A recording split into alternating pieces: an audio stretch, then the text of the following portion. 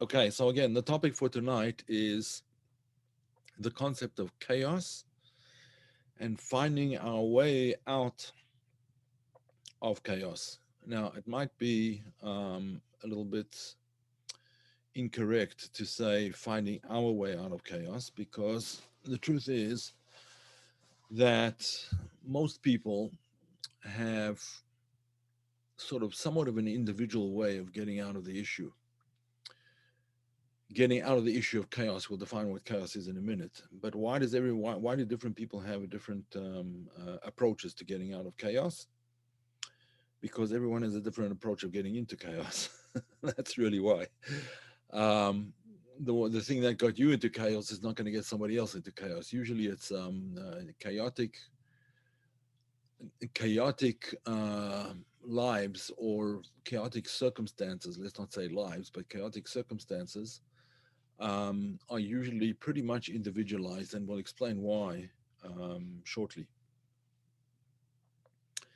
But first of all, let me discuss the concept of chaos altogether. Where does it come from? Like, what is the origin of chaos? Well, the truth is that the origin of chaos is actually a verse. Chaos was built into the system. Now, for those of you who don't read Hebrew, don't worry, I'm going to read it and I will translate it. So it says like this: Bereshit bara Elokim et hashamayim ve'et haaretz. In the beginning, God created the heavens and the earth. This is right at the beginning of the Bible, the first verse of the first chapter in Genesis. Second verse: V'haaretz hayatav tohu vavohu, and the land was null and void. And this word tohu is the word that we're going to actually focus on very much over here, the word tohu. So the land, and we'll explain all of these words shortly, was in a state of chaos. And vohu also means like it was a void and it was a chaos, but I'm going to explain this a little bit differently soon. I'm just explaining according to the regular explanation. V'choshech al pnei tehom, and there was darkness upon the face of the deep. V'ruach Elokim, and the Spirit of God. Merachefet al pnei hamayim, hovered over the waters. Third verse, Vayome Elokim yihi or vahi, or, and God said, there shall be light, and there was light. There shall be light, and there was light. Okay, let me give you one of the more modern translations. I think you might find it a little bit easier to follow. I'm just going to read the English. This is from Aryeh Kaplan, called the Living Torah. Aryeh Kaplan was a great scholar. He was a great translator, and he passed away a number of years ago, but he left us a legacy with many of his works, many very interesting works. And one of them is the translation, an excellent translation of the Torah, of the 5 books of Moses. So he says like this. This is how he translates it. In the beginning, God created heaven and earth. The earth was without form and empty. Remember that word empty, without form and empty, with darkness on the face of the depths. But God's Spirit moved on the water's surface. God said, there shall be light, and light came into existence. And it continues, God saw that the light was good, etc., and he divided between the night and the darkness. Okay. Here is the beginning of what Kabbalah refers to as chaos. These 2 words over here, tohu and vohu. These 2 words, chaos, or how do you say it? Lack of form, without form and void. I think that's what he said, right? Without form and empty. Yeah, without form and empty. That was his expression. Okay. So what does chaos mean? What do we mean when we say the words tohu vavohu? So tohu was out without form, or in other words, it's without order. It doesn't have hierarchy. And I'll explain all of this in much greater depth as we get into the subject. I think this subject is gonna continue. You cannot see our screen. Sorry, I was sharing a screen and I forgot to stop sharing it. Yeah, here we go. Sorry about that. Um, here we go. Yeah. So, in the beginning, God created Bereshit bara Elokim et hashamayim v'haaretz. He created heavens and earth, and the earth was tohu vohu. It was chaotic. It was without form and void, empty. Now, interestingly enough, Kabbalah explains this somewhat differently. That's a simple, straightforward explanation of what it was.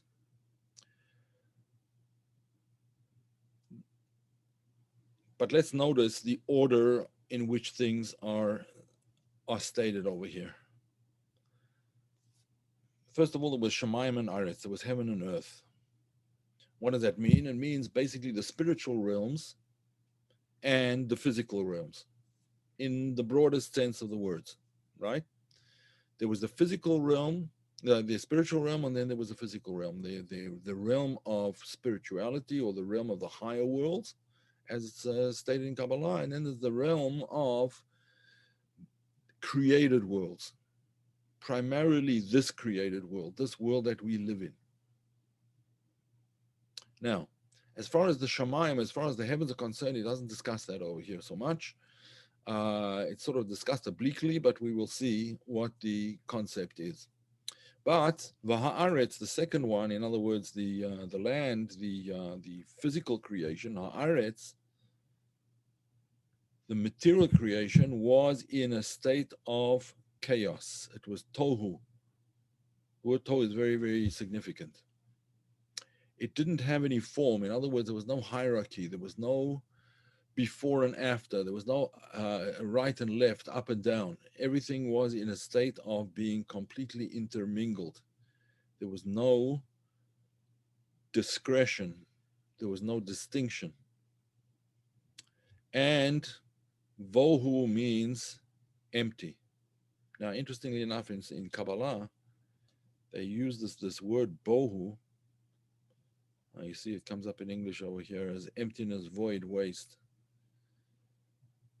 Certain Kabbalistic works actually explain it exactly the opposite way. And this has to do with the way out of the void, the way out of chaos. The word vohu is related to the Hebrew. Let me stop sharing there. I'll give you a new share over here. Whiteboard here. The word vohu, if it would be written in English, this is how it would be written: vohu, right? Except that it would be really pronounced as two words: vohu. Now, what does vohu mean? Vo means in it, and hu means he is, or he. He is in it. Who is in it? In other words, God is in it. Where there is chaos,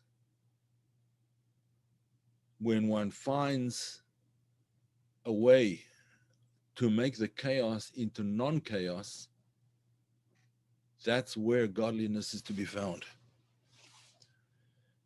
Now, I'm going to expand on this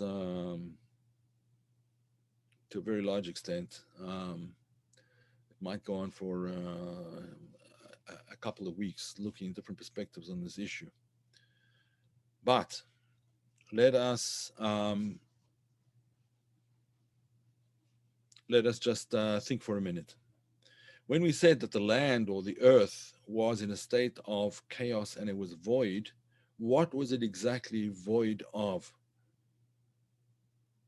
What was it exactly void of? So there's various Kabbalistic explanations of this, but the essential explanation, I guess, you would want to say, is that this was preceded by the Tzimtzum. What is the Tzimtzum? The Tzimtzum is usually translated as the constriction, the Tzimtzum. Very important doctrine in the Kabbalah of the Arizal. It's not mentioned in the Zohar. The Arizal is the one that really expands on this idea of the Tzimtzum. The Tzimtzum means the constriction That's the way it's usually translated and usually explained. But in fact, that is, at least according to the Baal Shem Tov's approach to Kabbalah, that is in fact incorrect. It is not a constriction, it's a concealment. In other words, usually the way it is explained is as follows. God, the way the Arizal explains it, if you take it literally, God removed himself from a certain dimension to make a space for finite existence. He removed his infinity in order to make a finite space for existence. That was the Tzimtzum. The Tzimtzum achieved that there would be a space where godliness was, from which godliness was removed, and in that, finite existence could come into being. Now, what was removed, according to the Arizal, was the Or Ein Sof, the light of the Ein Sof, the infinite light. The infinite light, in other words, the infinite revelation of godliness. That was removed. That's the straightforward explanation. The Baal Shem Tov's explanation of it wasn't removed, but it was concealed. And therefore, when we say that he was in it, we know what we're talking about. When it says vohu, which they translate as void, that's only on the surface explanation, the literal explanation that there was a void. But the truth is, the void is where he is. Vohu, in there is where he is. Now, why was it necessary to do this? Well, the necessity for doing this was, number one, that finite existence could not possibly have continued. Finite existence could not possibly have continued in the infinite revelation of the Or Ein Sof, the infinite light. It couldn't have continued because finite and infinite cannot exist together when both of them are manifested. When the infinite light is manifested, now again, the infinite light is not God himself, it is a revelation of himself. So the infinite light, the infinite revelation, and the finite revelation, the finite worlds cannot coexist. One has to be removed. Initially, there was only infinite light. The infinite light was removed according to the simple explanation, concealed according to the deeper, the Baal Shem Tov's explanation, was concealed in order that finite being could come into existence. But that infinite light is still there. As the Zohar says, Ganzo la'atid lavo. He concealed that light for the future. What does it mean? That all of a sudden the light is just going to shine out without us doing anything? No. The whole point is that we cause the light to return. And that's a whole long discussion about how exactly we do that. And that's going to be the idea of the getting out of the realm of chaos. But you might want to ask yourself the question, why is there a state of chaos? Like, why should there be chaos? Gratitude is not the first step. It's certainly acknowledgement is really the first step. Gratitude comes a little bit later. I'm just seeing. I'm just seeing a couple of questions over here. I'll get your questions soon. The best way to get to future classes, someone is asking about that, so I'll just stop for a minute and just tell you what to do. Add you for future classes. The best thing to do is to write to Kabbalah Decoded at gmail.com. Kabbalah Decoded at gmail.com. Just send. Why is it so big? Let's see here. That's better. Yeah, if you write to kabbalah@gmail.com and just ask to be on the mailing list, then I'll just put you on the mailing list. That's the easiest way to do it. Okay. That's for Chaim Schwartz with Schwartz. Okay. All right. Very good. So, where is this chaos to be found? Where is it manifested? How does this chaos actually come about? So one of the interesting things. Send a message to everyone. Oh, you're right. I should send it to everyone. Sorry. All right. I'll redo that. Sorry. Let's see. To everyone in the meeting. Here we go. I'll send it again. Thank you, Wendy. Thank you for pointing that out. Okay, there you go. That's the KabbalahDecoder@gmail.com. If you want to be on the mailing list, I do not send out spam or sell your information or in any other way use your information other than to send the occasional essay and links to the class. That's it. Okay, so just send to there and ask to be put on the mailing list. All right, so now, where is this chaos exactly? What is the nature of this chaos that we're talking about? Well, if we go back to our verse, if we go back to the verse, which I will get up right now. There we go. All right. Here we are. So,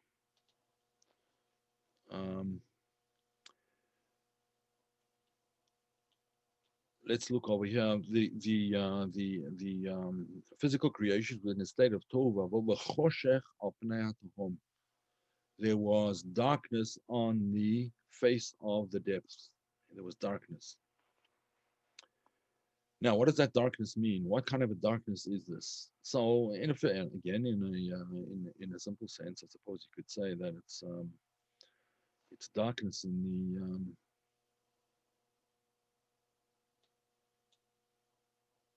it's darkness. Yeah, again, I forgot to press the button. Okay, here we go. Yeah, it's darkness on the face of the deep. So, what's this darkness? Is this darkness could be explained in a very simple, straightforward way with the absence of the light. The light was removed, but that's not really a sufficient explanation for what the darkness is. This is not the kind of darkness that is simply the absence of light.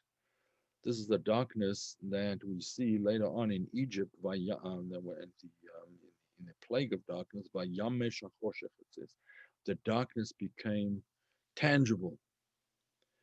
This darkness over here was a kind of a tangible darkness. In other words, it wasn't a darkness of just the absence of light. It was the darkness of the concealment of light. Since the light was actually there, but it was concealed, therefore the darkness was a much darker darkness than simply the absence of light. Because the absence of light just means it was removed. But here, the light was being concealed. And then light was reintroduced, but in a very limited form. Later on, Vayom Elokim Yehi Or Vayi Or, and God said there shall be light, and there was light. So later on, the light was reintroduced, but the light that was reintroduced was not the same light that had been removed. Let's just analyze that for a minute. Vayom Elokim, God said, Yehi Or, there shall be light. Vayehi Or, and there was light. Now, the Kabbalists explain that the light that shall be, the shall be light, in other words, the Yehi Or, the light that will be, is only a light that will be in the future, as I mentioned before. And the light that was a different light. It wasn't the same as the infinite light before. That light was concealed to be revealed later on. How is it revealed later on? One of the ways is through which it's revealed. In fact, the primary way through which it's revealed, according to the Zohar, is that light was hidden in the Torah. It was hidden in the Bible, in Scripture. It was hidden in the Torah. And where was it particularly hidden in Torah? It was hidden in the deepest level of the Torah. In other words, the secret explanation of the Torah, we went through this last week, explaining the four levels of explanation, the four levels of understanding of the Torah, the simple, straightforward level, things that are hinted to but not fully explained, the homiletical or ethical level of things, and then the secret, the mystical level of things. So according to the Zohar, the light that was removed was concealed within the Torah.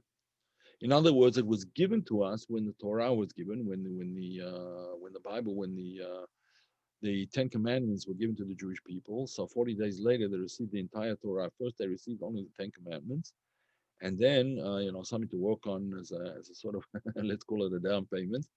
And then they got the whole thing 40 days later on the day of the giving of the Torah, which is celebrated in the Jewish calendar as the holiday of Shavuot, sometimes called the holiday of weeks. Shavuot means weeks, but it's really the celebration of the giving of the Torah right at the end of it. That's the 50th day after their exodus from Egypt. On the 50th day, they received the Torah, right? They received the Torah. So that corresponds to the 50th gate of Bina, the 50th gate of understanding, which is the gate that transcends understanding altogether. It's the depth of understanding. So essentially, what happened was all of that was hidden within the Torah. Part of the way of getting out, or the primary way of getting out of the void, getting out of the darkness, is through the Torah. The problem is that the darkness is not simply something external to ourselves.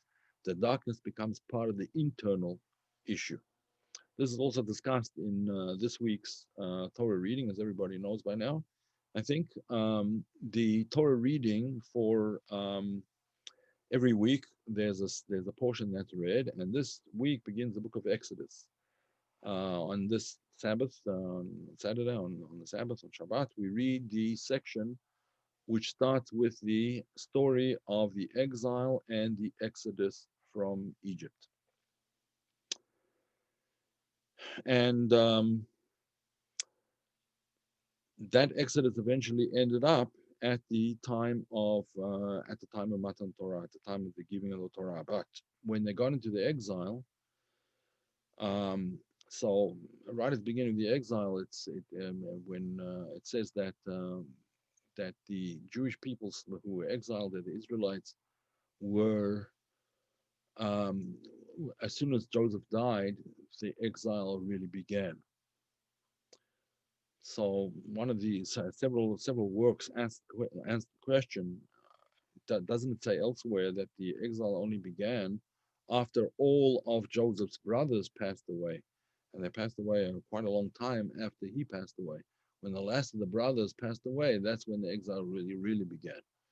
So how can we say that the exile began with the passing of Joseph? So the answer that is given in the Zohar is that the inner exile began when Joseph died, and the outer exile, in other words, the actual imprisonment, the actual slavery, began later on. Because slavery begins with an inner exile. The outer exile begins from an inner exile. In other words, they were no longer, because they did not have the presence of Joseph, who was an incredibly lofty soul. We don't think of him that way, but he was. Because of the presence of Joseph, they in fact were not fully, they weren't, and while Joseph was alive, they were not exiled internally. As soon as he passed on, the exile began, because the exile began internally. So, to explain it a little bit better, nothing can happen on the outside. Negative things don't begin on the outside until there's already a source on the inside. They begin in our own souls, if you want to put it that way, in our own consciousness. And unfortunately, most of us are not even aware of that, so that the exile can be an ongoing thing. And when I say exile, I don't only mean exile in the sense of being chased away from your land, or being forcibly kept out of your land, or being sent into that kind of physical exile. Exile, even an inner exile, doesn't mean being divorced from your source. It also means being sold into slavery to something else. For example, addictions are one form of exile, of inner exile. an important form of inner exile. And usually a person who becomes addicted is a person who has actually a somewhat above average, maybe even way above average potential. Um, if I remember correctly, one of the founders of the 12 Steps for Alcoholism, I was once very involved in a group that, not because I was an alcoholic, I was helping them out, um, lecturing and explaining and so on, a very spiritual group, but they were, one of them pointed out to me that the founder, I think it was the founder, Bob, I think his name was, yeah, of Alcoholics Anonymous, that he said basically from spirit to spirit, from the inner spirit to spirit in the bottle. That's what happens when people have an inner spirit that is not satisfied, that is not happy, that is not in its right place, that is not fulfilled. Then the person starts to look for fulfillment in some in something that will give them a feeling of transcendence temporarily, which could be alcohol, it could be drugs, it could be other things as well. Um, Ernest is asking, our internal chaos begins an external chaos. Yes, that is correct. That's unique to us, but yes, it can definitely, Bill Wilson, that's his name, yeah, yeah. Yeah, right, good. That is definitely the case. It can definitely impact those outside of you because the chaos tends to expand from the inside to the outside, and the person walks around with that chaos around him. And again, the chaotic situation, yeah, I'll repeat that. Yeah. Nothing happens on the outside unless something first happens on the inside. That's the correct way of expressing it. Yes. In other words, the inner exile gives rise to the outer exile. It's not the circumstances that put a person in exile. It's the person that puts the circumstances in exile, if you know what I mean. Like, for example, um, a person can be imprisoned. The previous Lubavitcher Rebbe was imprisoned by Stalin, the Russian authorities, and there's quite a long account of it, of his imprisonment. He spoke about it. He wrote various things, various letters, and so on about it. And he explained that one of the things that they were trying to do was to cause that inner exile. Of course, they imprisoned him first, but the imprisonment didn't affect him. Even in prison, essentially, same as the story of Joseph. Even in prison, he was essentially free because internally he had not accepted imprisonment. He didn't accept that inferiority of being a slave internally, and therefore he wasn't in prison. So, unfortunately, with the previous Rebbe, they beat him and they tortured him and so on and so forth to try and get him to subdue him, to get him to succumb to that inner despair that would put him into exile. And that didn't happen. It didn't happen. He never gave it up. He never gave up that essential inner freedom. So we're going to talk about this. This is one of the subjects that we need to discuss. We need to discuss at length.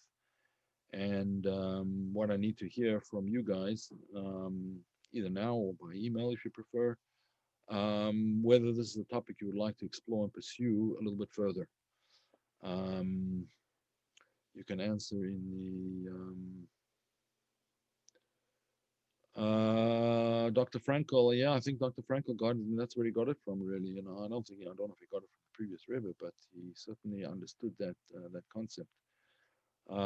Yes. Okay.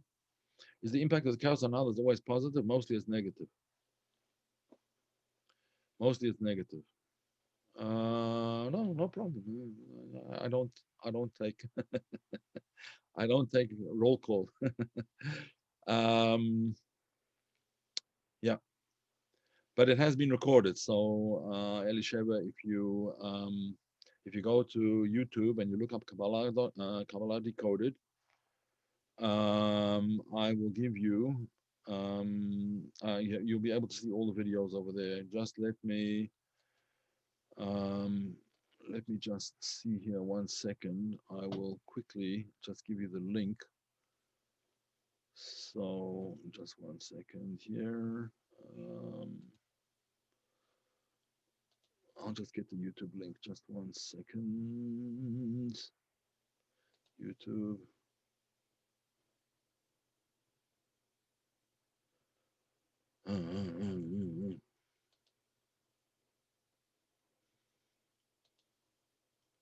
Okay, here we go.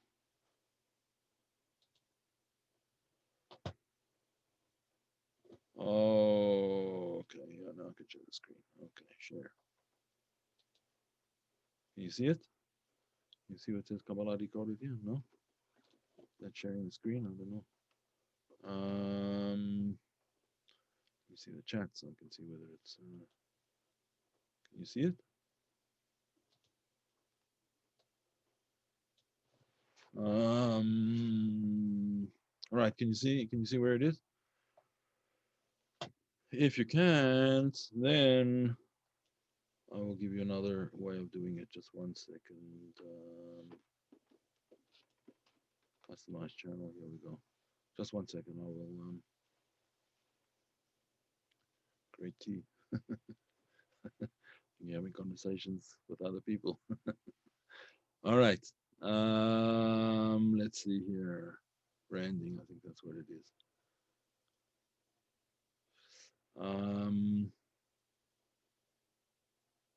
Basic info. I forget where this is. Oh, here we go. All right. Yeah, I got it. I'm very bad at these things, but here you go. All right. I'll type it into the message box, and that's how you can get to the channel. All right. YouTube.com/C// Kabbalah Decoded.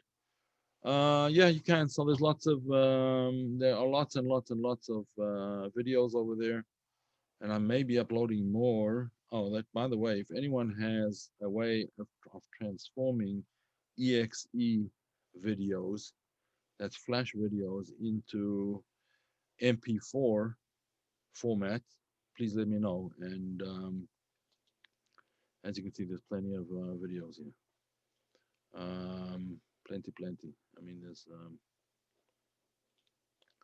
it's probably about I don't know, maybe 100 videos or something like that, maybe more.